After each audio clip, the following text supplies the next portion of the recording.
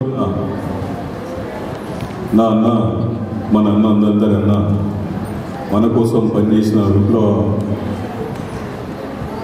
నాయకులకు వారందరికీ విప్లవ జోహాలు తెలియజేస్తూ అమర్ రాసిన గీతం రెండు చరణాలతో అగ్గి పూలదారలైన పోరాట జెండాలై అగ్గి పూలదారలైన పోరాట జెండాలై అందుకోని అమరులార పోరు దండాలు మీరందుకోని అమరులార ప్రజల దండాలు గుండెల్లో గురుతులయ్యే గుమ్మంలో దండలయ్యే గుండెల్లో గురుతులయ్యే గుమ్మంలో దండలయ్యే అందుకోండి అమరులార పోరు దండాలు మా బిడ్డలన్న అందుకోండి ప్రజల దండాలు. మంచి నాయకులు కూర్పులు సమాజంలో ఉండే నిజంగా మేము టఫ్ ద్వారా విఠలను నడుచుకోగలిగిన మంచి నాయకులు మేము ఇందుకు పనిచేసినందుకు నిజంగా ఈ మాట్లాడగలుగుతున్నాం. విప్లవాలంటే ఒకరోజు దూరం వెళ్ళిపోయేవాళ్ళం చిన్నగా ఉన్నప్పుడు, కానీ 10వ తరగతిలో RSV నుండి లాస్ట్ టఫ్ వరకు ఈ రోజు వరకు ఇళ్ళని కొనసాగుతాం. నేను సిరిసిల్ల బీడీ కార్మికుల సభకు నేను వచ్చిన వేములో జస్టిస్ చంద్రకుమార్ తీసుకొని మీ దగ్గరకు వచ్చినప్పుడు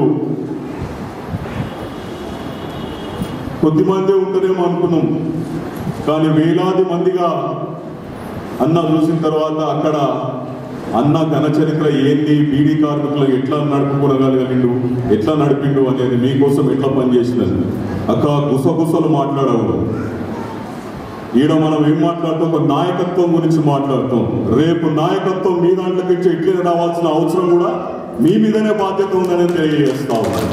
గుసగుసలతో ఏం కాదు, మీరు గుసగుసలు పెడితే మీ ఎమ్మెల్యేను ఈపులు ఒలగొట్టేటట్టనే చేయండి. మీ గుసగుసలు లేదా ఈ ప్రభుత్వంలో బీడీ కార్మికులు కేసీఆర్ భార్య గారేమో బీడీలు దుట్టలేదు, లేకుంటే కవిత ఏం బీడీలు దుట్టలేదు, కానీ మీకోసం పనిచేసిన విఠలన్న కోసం అన్న మనం ఖచ్చితంగా వినాల్సిన అవసరం ఉందని తెలియజేస్తా ఉన్నాను మీకు.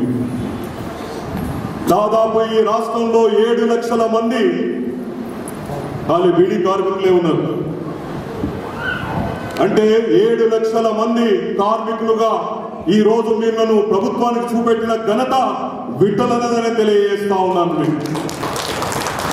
ఈరోజు మీకు PF లేకుంటే ESI రావాలని కొట్లాడిన విఠలన్ననే ఈరోజు మన కోసం పనిచేసిన తెలియజేసుకోవాల్సిన అవసరం కూడా మనకు ఎంత ఉందని తెలియజేస్తా ఉన్నాం. ఎంతో తన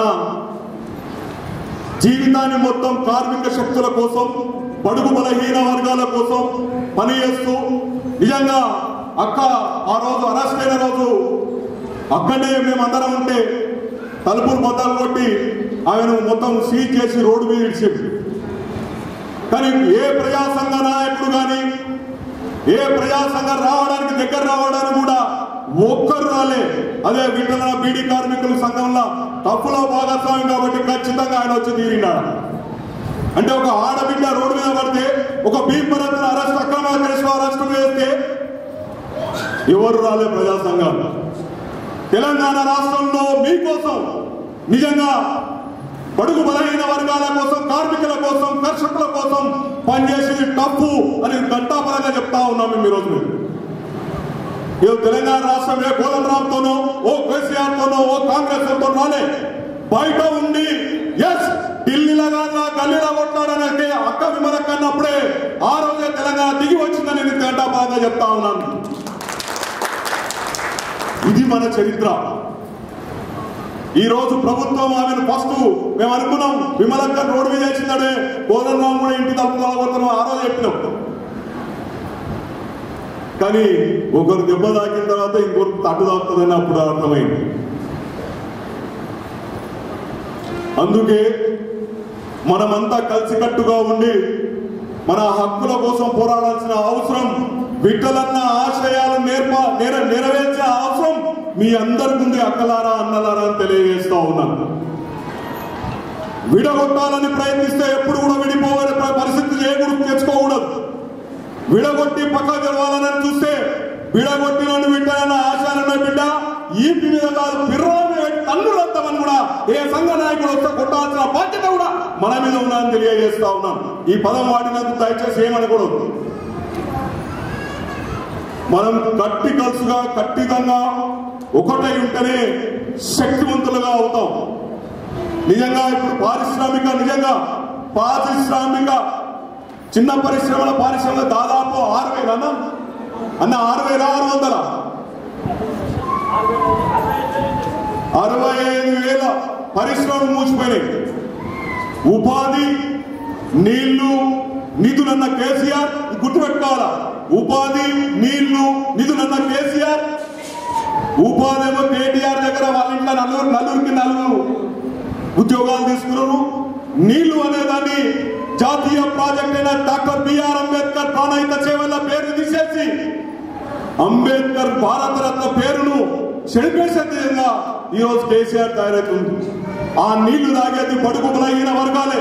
అది కూడా టఫ్ ఆధ్వర్యంలో, భీమరత్ ఆధ్వర్యంలో అందరూ కలిసి మేము విమలక ఆధ్వర్యంలో పోయి చూస్తే 9,000 కోట్ల రూపాయలు అయ్యే ప్రాజెక్టు మనకు నీళ్లు దొరకకుండా బిచ్చకాల తీరుగా పరిస్థితి ఈరోజు టీఆర్ఎస్ ప్రభుత్వం చేస్తూ ఉంది. ఇక ఉపాధి అయితే దొరకలేదు. మీకు తెలిసిగా నీళ్లు లేవు, ఉద్యోగాలు అన్నారు. వాళ్ళ ఇట్లా 4 ఉద్యోగాలు ఉన్నాయి. ఇంకో ఉద్యోగం జిఎన్ స్వామికి ఇచ్చిండు, ఇంకో ఉద్యోగం ఏమో రామేశ్వరరావుకి ఇచ్చిండు. వీళ్ళు తెలుసా అమ్మ మీకెవరు తెలియదు కదా. ఒకడు సిమెంట్ ఫ్యాక్టరీ పెట్టుకున్నాడు, ఒకడేమో రోజు నేను దేవుని చూపెడతా అని జిఎన్ స్వామి చెప్పి అనుమతి తిరుగుతున్నాడు. గుళ్ళకు 100 కోట్లు అని. కానీ బీడీ కార్మికులకు కానీ, ఈ రోజు ఉపాధి కోసం బీడీ కార్మికులు కానీ, లేకుంటే కార్మికులు ఏదైతే రోజు మన మున్సిపల్ కార్మికులు కానీ, మన ఇంట్లో చట్టాలు ఇచ్చే కార్మికులకు కానీ ఉపాధి జీతాలు ఇచ్చే పరిస్థితి లేదు. ఎందుకేనంటే మనం అట్లనే ఉండాలి. మున్సిపల్ కార్మికుల కోసం చెత్త మీద కూర్చుంటే కేసులు పెట్టి, అక్రమ కేసులు పెట్టి జైలు పెట్టడానికి కోట్ల చుట్టూ తిప్పుతున్న ప్రభుత్వం ఈ ప్రభుత్వం. ఈ గొప్పల రాయిని తరిమి కొట్టాల్సిన అవసరం మీ బీడీ కార్మికులకు కూడా ఉందని తెలియజేస్తా ఉన్నాను. కొట్టరక్క మరి కొట్టరగా మీ జీతాలే లేవుగా.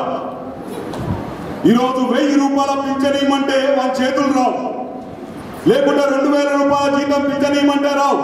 కానీ ఈ కొడుకులకు, ఎమ్మెల్యేలకు, ఎంపీలకు 2 లక్షలు 3 లక్షల రూపాయలు తెలంగాణ వచ్చిందో జీతాలు తెచ్చుకున్నారు తక్కువ. ఓట్లు వేసినోకేమో చిత్తచుప్పడు చిప్ప చేత పెట్టిర్రు. ఏదైతే ఓట్లేసి గెలిపించి మన గురించి మాట్లాడుతున్నానికేమో 3 లక్షల రూపాయల దాకా జీతాలు పెంచుకున్నారు. ఇవన్నీ గమనించాల్సిన అవసరం మీకుంది. కార్మిక చట్టాలు నిజంగా 1954 నుండి కూడా ఈ రోజు వరకు కూడా అమలు జరుగుతలేదంటే రాజ్యాంగ పరంగా వీళ్ళు వచ్చే నాయకులు సరైన నాయకులు కాదని తెలియజేస్తా ఉన్నారు. పోరాటం చేస్తేనే మనకు హక్కులు వస్తాయి. తెలంగాణ ఏదైతే పోరాటి సాధించుకున్నామో మన హక్కుల కోసం కూడా రేపు రోడ్డెక్కినాల్సిన అవసరం కూడా మన బీడీ కార్మికులకు ఉందని నేను తెలియజేస్తాను. అదే ఆశయం, లక్ష్యం విఠలన్నది. ఆ ఆశయాలని ముందుకు తీసుకుపోతారని, ఆయన ఆశయం ఏదో మదిలో ఉండేనో ఆయన ద్వారా మేము నేర్చుకున్న దాన్ని మీరు ముందుకు తీసుకుపోతారని వారి కుటుంబ సభ్యులకు కూడా నేను ప్రధాన సంతాపం తెలుపుతూ, అన్న ఇంతమంది సంపాదించుకున్నాను నేను, ఆయన లక్షలాది మంది సంపాదించుకున్నారు. ఇలాంటి నాయకుడు ఎవరు కూడా దొరకరన్నారు. ఎందుకంటున్నామంటే ఎస్, ప్రతి పేద గుడ్స దగ్గర ఒక ఉద్దంతన పువ్వును తీసుకోగలిగారు. 100,000 బీడీలు చుడితే 130 రూపాయలు కూడా ఇయ్యని ప్రభుత్వం 2,220 రూపాయలు బీడీ చుట్టడానికి తిప్పలపడ్డ విఠలన్న. ఈ రోజు మీరందరి కోసం ఆయన చేసిన ఆశయాన్ని మనసులో పెట్టుకొని మనం ఏదైతే ఉందో ఏదైతే ఆ సంఘం ఉందో ఆ సంఘం ఇంకా బలోపేతం చేయాల్సిన అవసరం మనకు ఉందని తెలియజేస్తూ మీరు ఆ సంఘాన్ని బలోపేతం చేస్తారని చేతుల ద్వారా అమరుడైన మన విఠలన్నకు జోహార్ తెలియజేస్తూ జై జోహార్ విఠలన్నకు, జోహార్ విఠలన్నకు. ఈ సమయం ఇచ్చిన పెద్దలకు అందరికీ ధన్యవాదాలు తెలియజేస్తాం.